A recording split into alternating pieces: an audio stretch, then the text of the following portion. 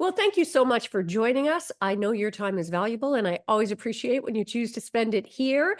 And we always hope to deliver lots of great value to make it worthwhile for you.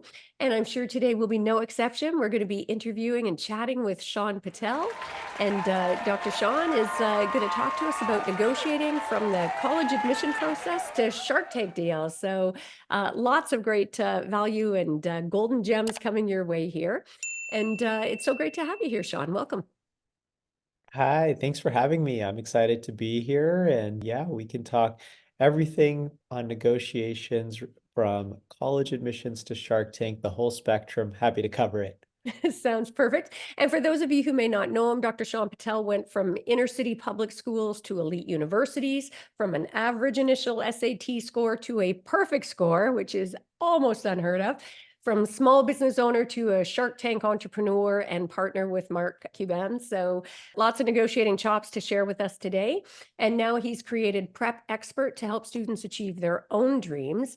So one of the things that struck me, Shaan, is that you share that you were a poor standardized test taker. And that really resonated with me personally because 2 out of 3 of my kids had that same issue where they were creative and bright and thought outside the box and did well. But when they had that kind of standardized testing come, it really choked them up. So how did you go from that place to scoring perfect on your SATs?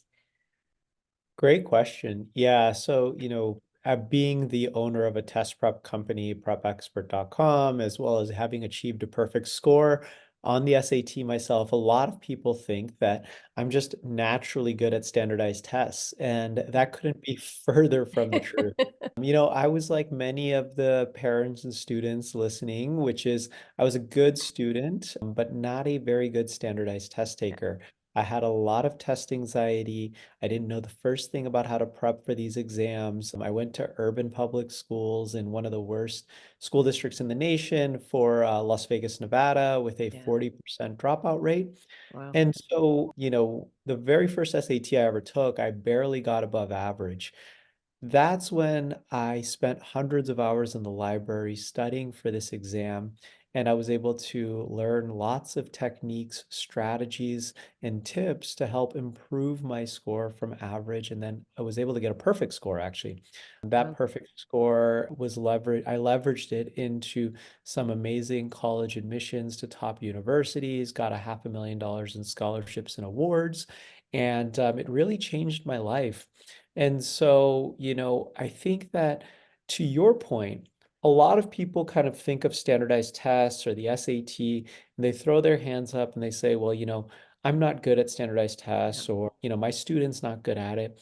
Could you imagine if you went into a business negotiation or an entrepreneur or a business person and said, the first time they went into a negotiation, they said, well, I'm not good at negotiating. That's true. And just gave up, right? I mean, that is the mentality that a lot of folks have. And what I try to get people to see is that you can become good at standardized tests by prepping for it, learning strategies, learning insights, practicing, just like any other life skill or business skill.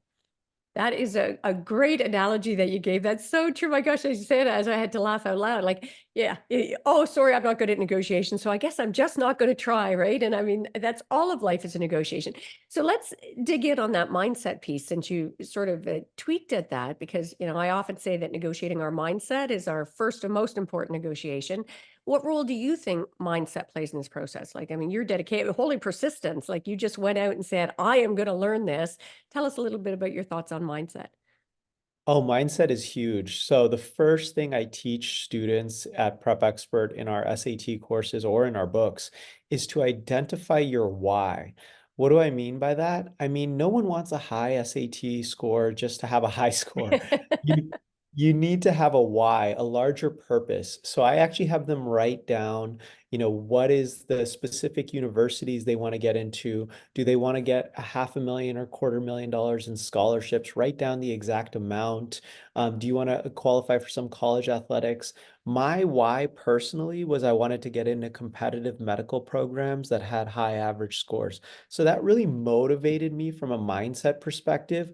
to become internally motivated, because external motivation doesn't work. Yeah. External motivation with respect to standardized tests is, my parents who Yeah. wanted me to do well, and that never works for students. So I really try to get them internally and self-motivated. But that's true of all of life, right? If you go into a negotiation, Yeah. you need to have your why identified. You need to know what your larger purpose is of getting through that negotiation.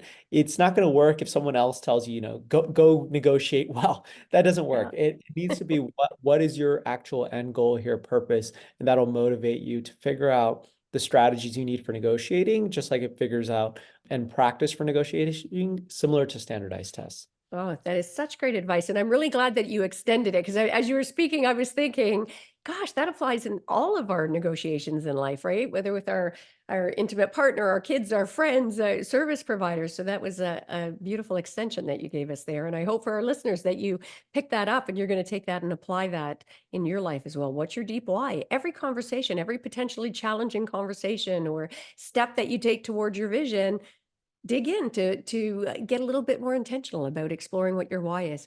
And it's funny, Sean, when I applied to university, I was certainly the first in our extended family, right? So I mean, again, I grew up in a sort of low income kind of background. Sounds similar to your experience. Certainly, I can't think of anybody in our public school who went on, to post secondary. Nobody in my family really had, so there wasn't any of that help, and I had to navigate the process on, a bit of a prayer and a wing. So I'd love if you could share or remember about your own college journey and how did you get started helping families to navigate that college admission process? Yeah, so I never thought I would own a test prep company. That was not my dream in life.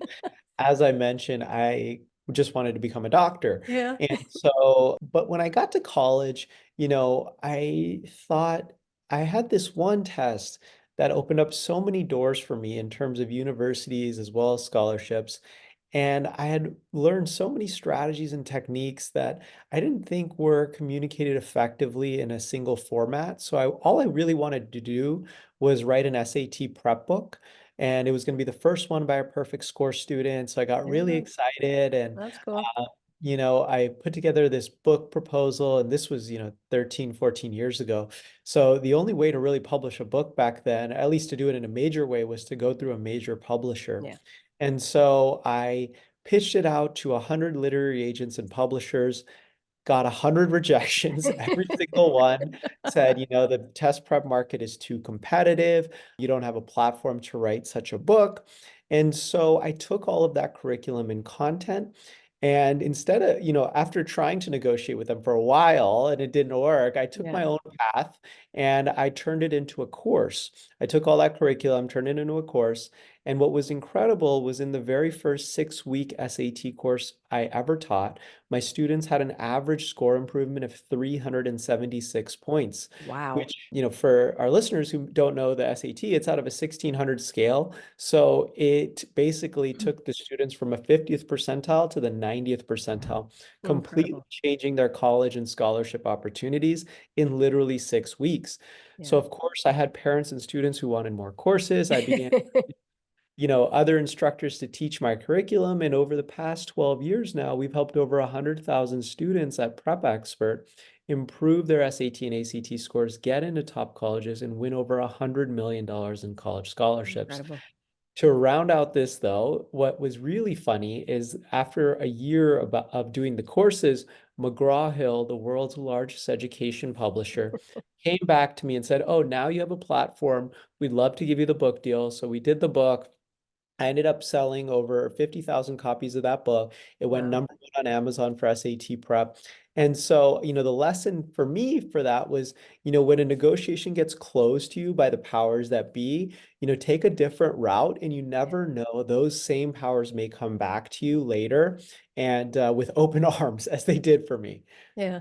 It's beautiful, and I love how you tie it around. It's funny, even as I'm thinking, "Okay, this is great because we could extend that to negotiation," and then you tie it up with a bow for me, so that is so perfect because that's exactly what I was thinking. I hope our listeners get out of that. Find another route. When somebody is putting obstacles in your path, don't just give up.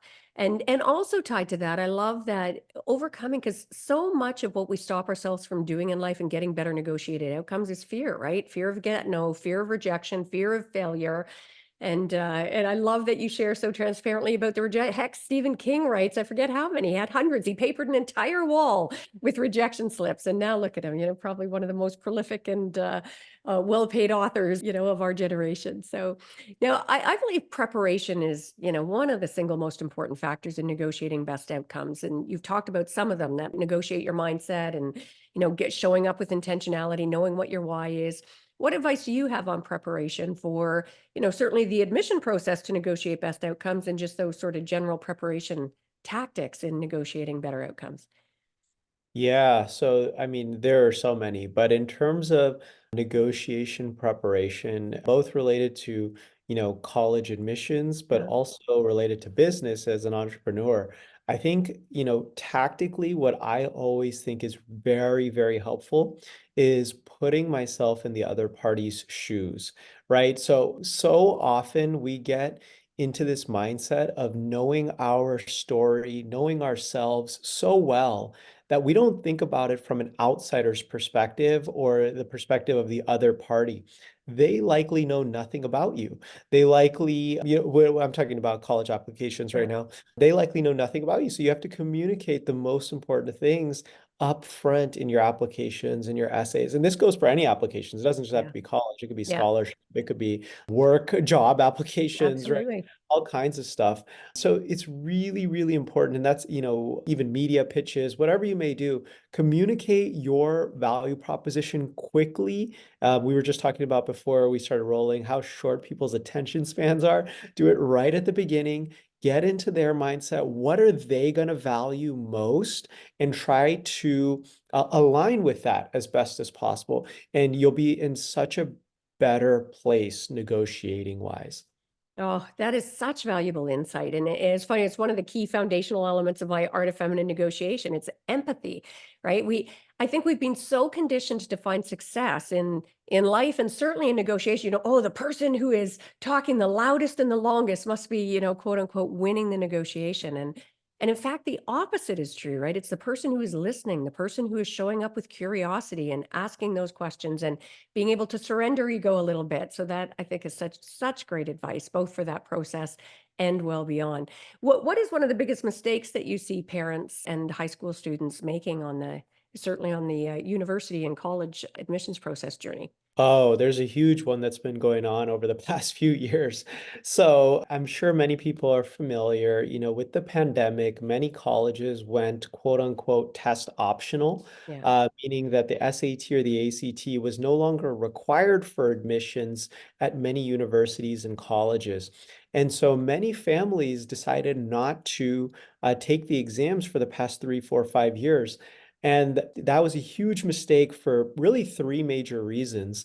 The first reason is that all the research and data now is showing that students who submit with applications with test scores got accepted at higher rates, Ah, oftentimes 2 or 3 times higher, even wow. in test optional colleges. Yeah, so you really had a handicap if you didn't have a test score. Even though they said they're test optional, Yeah. look at the data, the students who had test scores got in at much higher rates. Then number two is, I think this is the most important reason to take these tests is they missed out on billions of dollars in college scholarship opportunities. Wow. So you cannot win a lot of these half tuition, full tuition scholarships to colleges and universities if you don't have a test score. And the reason for that is because they're merit based, but there's been so much grade inflation over the past 20 years that Yeah. 47% of all high school seniors now graduate with an A average, which Wow. means that if you have a 4.0, it doesn't mean all that Yeah. much. Yeah. So you need that extra level of test score to be offered these big scholarship dollars, $100,000, $200,000 scholarships. And then the third reason that, I mean, students should still take the test is it's been in the news recently, but all of the major universities have been reinstating the SAT and the ACT for college admissions. Harvard just announced last week, Yale, MIT, Dartmouth, Brown, University of Texas at Austin. Yeah. And so what all of these colleges and universities are seeing is that these standardized test scores actually do, in fact, help predict future college and career success.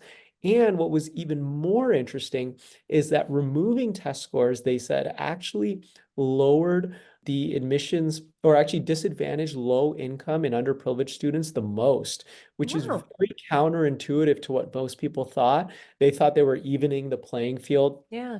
by removing test scores. But what was super interesting is that, think about it, if you remove test scores, what are you going to value more? Extracurricular Yeah. activities. And who can afford the best summer programs? Who can afford to Yeah. start nonprofits? Who can afford sports like water polo, lacrosse, golf? It's typically not going to be your inner city kids or kids from Yeah. rural areas. And so test scores, anyone can go to the library and prep for free or low cost. Of course, you could hire a more expensive tutor or a course like Prep Expert, but any student could do this for free or low cost, which is really democratizes college admissions in a way. Yeah. It's funny as you were saying that, I was thinking, because I've been asked to sit on some scholarship committees, certainly in my social justice practice with a lot of the trade unions and that. And one of the things that always I looked for as well was the work history, because that showed that for exactly the reason that you said, that somebody who's having to work, their buns off to make the money to be able to catch that tuition is not going to have some of those other Yeah, opportunities to do some of the that's fun. amazing. Yeah, I think you're probably in the minority of I definitely was. Even within the committee, it often yeah. became a bit of a sticking point when it was like, geez, guys, you need to be factoring this in, right?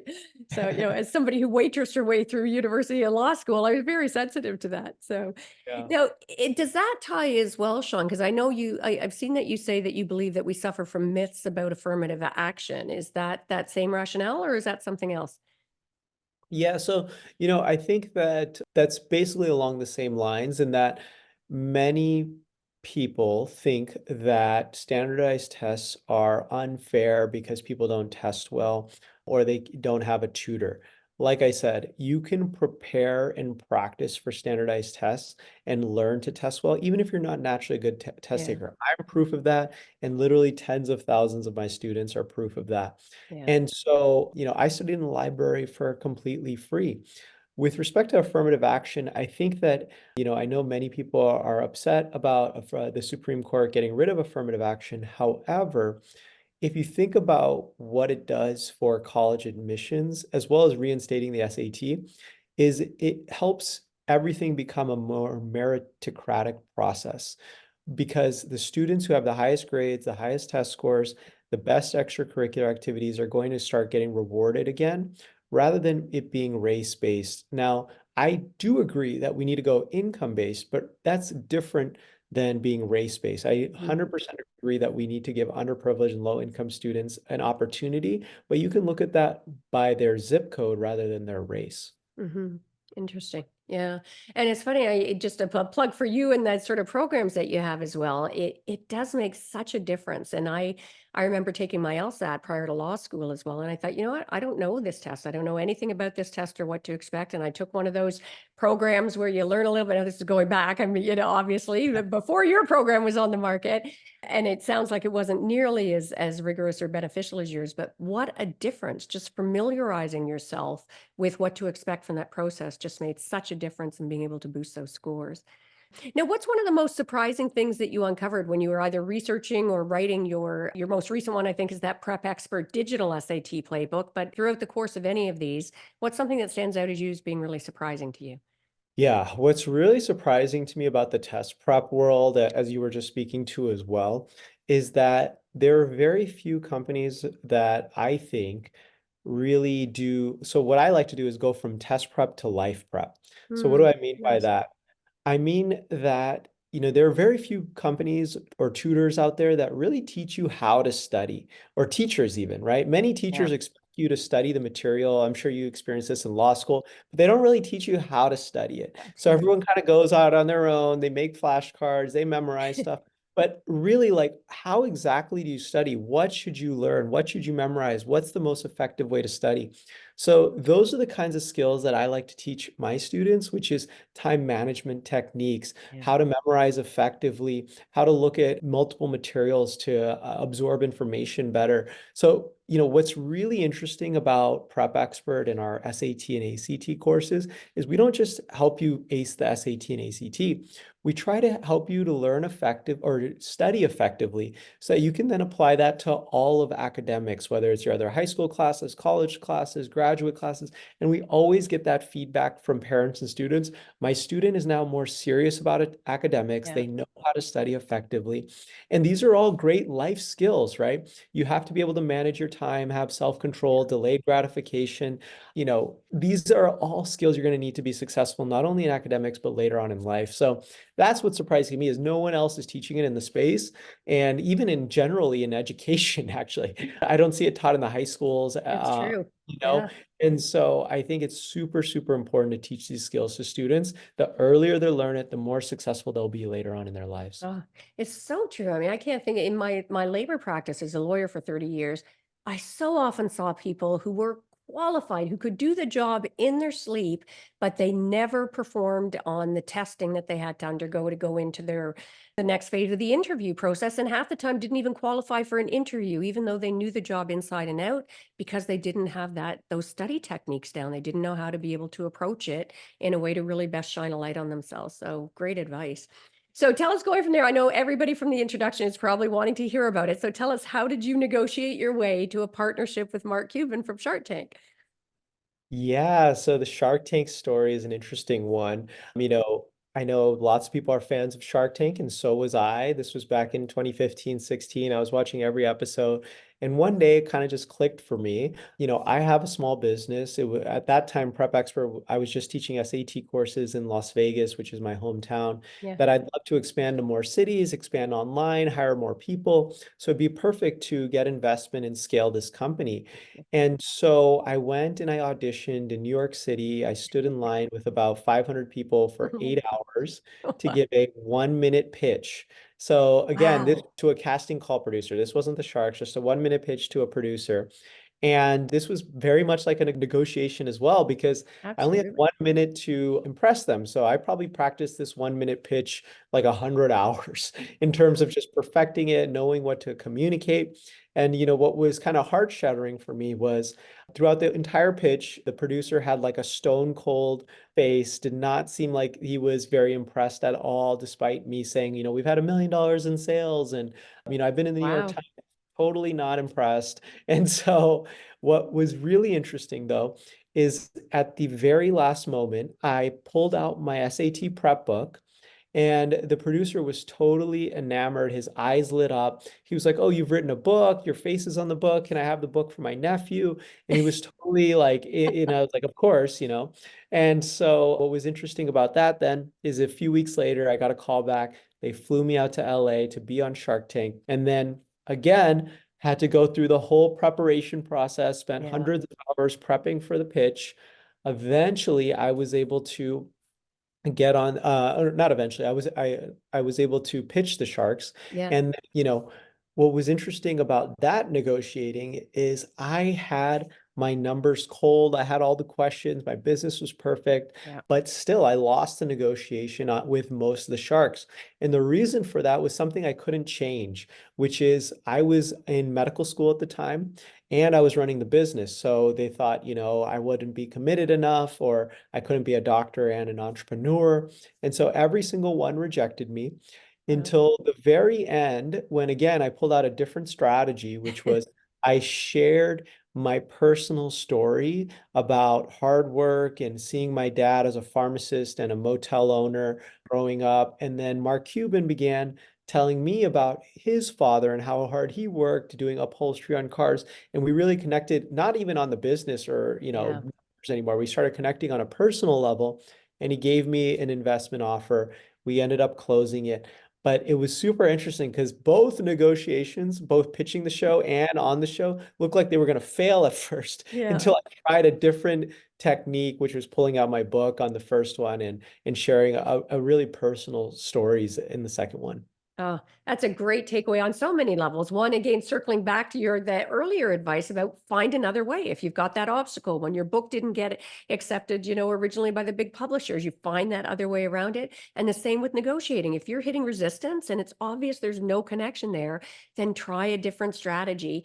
And I love that it came down to that vulnerability, because I think we are mistakenly and unfortunately taught in a negotiation, you need to be tough, keep your cards close to your chest, and don't be flexible. And again, better outcomes come when the opposite is true. When you're open and transparent and vulnerable and inquisitive about it, it triggers that reciprocity, right? And we connect on that human level when we share stories. So I think that's such great. It's that rapport building piece of it as well, right? That's you've got to build at its heart. Negotiation is all about human connection, and I think somewhere along the line we forgot about that. So, what do you see as some of the key reasons that negotiations fail? Would you say, Sean? Some of the key reasons that negotiations fail, in my experience, especially when people are trying to pitch me as an investor or something like that, is they didn't do their research. Yeah, So they don't know enough about me. They don't look at it from my perspective. So that's what I see when people are failing with me.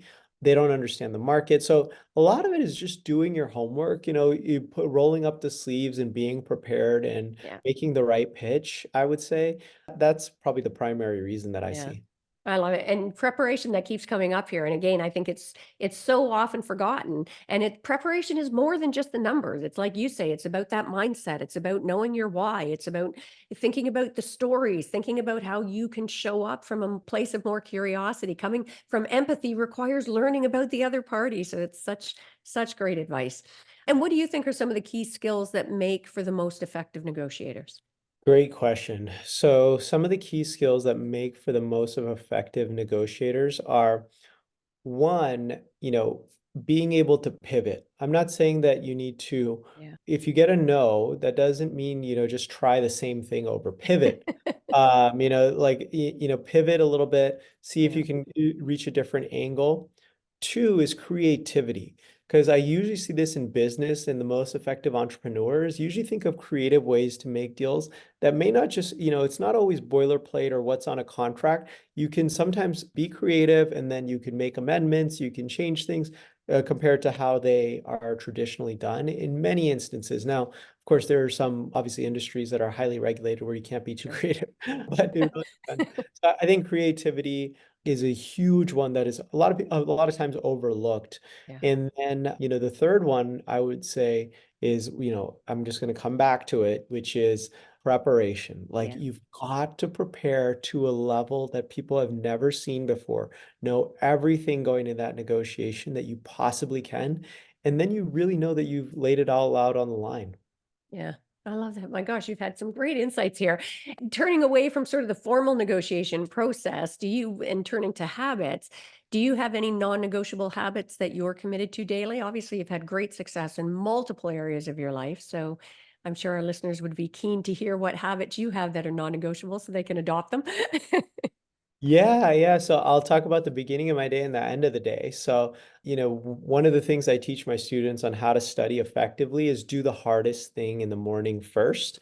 That's usually when especially if you had a good night's rest, you've had, your mind is ready to absorb information or work on information. So that's from a student's perspective, but from a business person or entrepreneur or anyone listening to this doing work, don't procrastinate. Do the hardest thing in the morning Yeah. first. Like if it's going to spend your first hour or two, and that's what I do personally. I like whether it's writing SAT prep content, writing new marketing copy, whatever the hardest thing that I need to do, I try not to schedule a meeting right in the beginning of Yeah. my morning because that's not very hard to attend a meeting. Yeah. I try to do what's most intellectually taxing Yeah. as the first thing in my morning. And that makes me uber productive. And for my students, makes them really good study students, study effectively if they do the hardest study task first or project task. So that helps avoid procrastination. And the end of my day, I always write out exactly what I'm going to be doing the next day, Yeah. what tasks, what major meetings, what major tasks I need to complete, and try to obviously hit as much as I can on the next day. But I kind of create my to-do list the night before so that I'm not just working aimlessly. And I tell my students to do the same thing, make your task list for your studying the night before. So again, these are simple things, but I feel like many students don't get it. And many people maybe listening haven't heard it either, but it's really simple stuff that can make a huge difference in your productivity, in your studying, in your work, whatever you may be doing. Oh, they're game changers, and I'm embarrassed to say I learned them later because I was always pretty productive, but like you said, it would be a lot of aimless work, and it's relatively recently that I started blocking off my morning. So, I'm not scheduling my meetings in the morning. I'm not returning emails in the morning. I'm going to pick the priority task for that day and get at it, and it's made such a difference. Yeah, Such a you'll difference. always see me doing meetings and emails in the later half of the day because those things are not nearly intellectually as difficult as, some of the Yeah. other things. And, everyone's job is a little bit different. Maybe your job really is, being on email. If that's the case, then, do that first thing. But it really helps be, doing things to be as productive as possible in Yeah. the morning. And it sends you down rabbit holes, right? I mean, that's what I find. Once you start with your emails, it's like, I'm going to go off here, I'm going to go off there. Yeah. So Yeah. this has been great. My gosh, you've given such valuable insights on a wide variety of topics and so concisely. And for our listeners, just, there's no prep. I didn't send them the questions in advance, which you would hardly believe because your answers have just been so lucid and on point. And I normally like to end by asking the question, what's one of the greatest mindset shifts that you've ever had in your life, Shaan? Doesn't have to be about anything we've talked about here. Doesn't have to be about negotiation. Just one of those moments when you're like, aha, and see something differently that's affected you. Yeah, I think one of the greatest mindset shifts for me has been, the skill set of being a great entrepreneur and a great leader are often very different skill sets. In terms of Mm, being a great leader, you really need to be able to manage and inspire teams. And a lot of times that is a negotiating task in yeah, figuring out what is important to them, what do they value. And I think I've gotten better on that over time. But as an entrepreneur, you're oftentimes very selfish. It's what's best for me, what's best for the business. yeah. But as a leader, it's really what's best for the team, what's best for the company. And so that's been a real mindset shift. And I think I'm making that shift from entrepreneur to more CEO now at Prep Expert. And I can tell that my team members, I love my team more than ever. And hopefully they're having a lot of fun too. Yeah, that's a nice distinction. I don't think I've ever heard that before because I think everybody conflates the two, right? And there are Yeah. different motivations. That's a great insight. I love that. So where can people learn more about you, Shaan? Where do you want us to send them? Yeah, so for any parents or students listening who are in high school, you can check out our online SAT and ACT courses as well as college consulting at prepexpert.com. And for any entrepreneurs out there, you can, if you don't have anything to do with SAT or ACT, I do have a book for you too. It's called Self-Made Success: 48 Secret Strategies to Live Happier, Healthier, and Wealthier. You can find all of my books, including my test prep books and Self-Made Success, on Amazon. That's beautiful. And I definitely, given the insights you've been able to give in the short time we've had together, I would highly encourage our listeners to go check it out because you got so much more than just college prep or even basic entrepreneur. You got some major nuggets here on how to lead fuller lives and step into the best version of yourself. So thanks for joining us and thanks for adding so much value, Shaan. Appreciate it. Thank you for having me. And for our listeners out there, I have no doubt that you, like me, got a ton of value from this episode. So make sure to give the gift of sharing. Share this episode with other people so they can benefit from some of these great nuggets that we had the benefit of hearing here firsthand today. And before we sign off, as always, if you want to share with you some ways that we can work together, if you're looking to up-level your negotiation skills so you can negotiate your best life, check us out at artoffemininenegotiation.com. Loads of free resources there as well. And you can book a discovery session if you want to check out whether that would be a good fit. Make sure to grab a copy of my book, The Art of Feminine Negotiation, if you have not done that yet as well. And that is a wrap for this episode. So until next time, go forth and negotiate your best life on your terms so you can stop missing out and start getting more of what you want and deserve from the boardroom to the bedroom. Until next time, take care.